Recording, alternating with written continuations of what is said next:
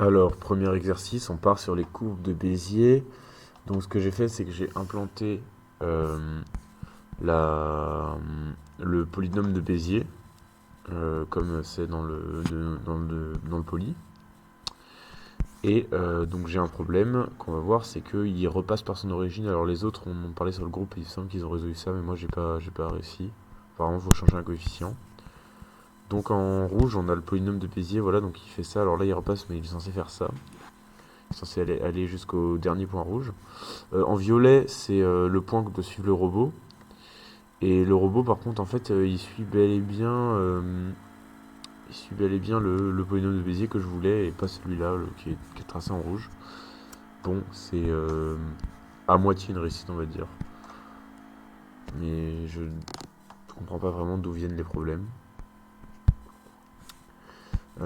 Ensuite, pour le deuxième exercice, on part sur Voronoi. Alors en vrai, cet exercice-là, j'ai utilisé des bibliothèques externes, donc forcément ça marche très bien, quoi.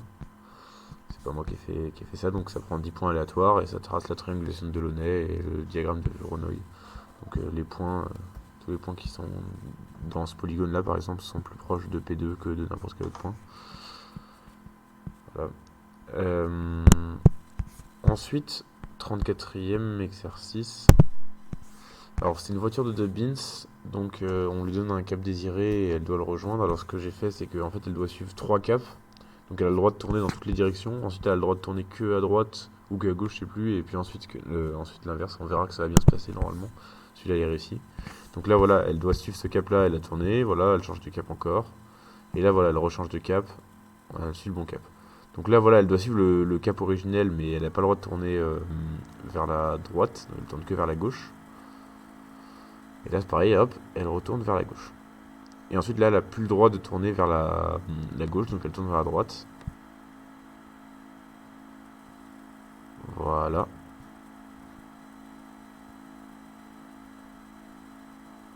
Et voilà. Donc voilà, exercice réussi. Ensuite, pour le dernier, alors, sauf erreur de ma part, dans les consignes du RobMOOC, il n'y a pas marqué qu'il faut tracer de chemin de Bins.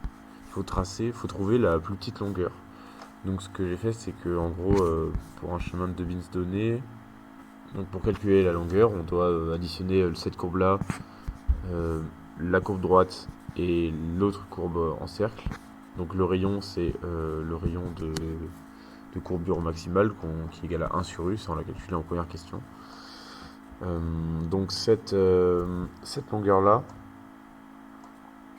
alors comment faire? En fait, moi ce que j'ai fait, c'est que donc en gros, je prends le cercle de rayon minimal et qui est tangent au cap actuel de la voiture. Et je fais pareil pour le cap final. Donc j'obtiens 2 cercles où je dois aller.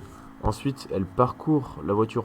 On parcourt ce cercle jusqu'à que le cap de la voiture soit tangent avec le cercle. Alors il est tangent 2 fois normalement.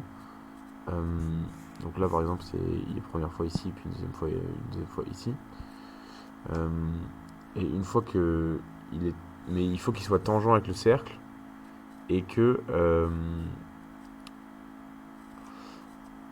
il faut que ce soit tangent avec le cercle et que ce soit devant et que le point d'arrivée soit devant le point le point d'arrivée tangent au cercle soit devant la voiture. Donc ensuite on parcourt cette distance là, donc là c'est une distance droite. Et ensuite on refait la même chose. Donc quand on arrive ici, normalement on est bon comme on a calculé ici pour qu'on soit tangent à l'arrivée. Donc là on est tangent et donc là on n'a plus qu'à parcourir le cercle dans ce sens là. Et donc il faut faire la même chose pour les 4 distances et à la fin on obtient un programme qui nous renvoie la longueur de chaque. Donc là par exemple pour que la voiture bleue atteigne la voiture noire, ce sera une longueur de 56. Apparemment.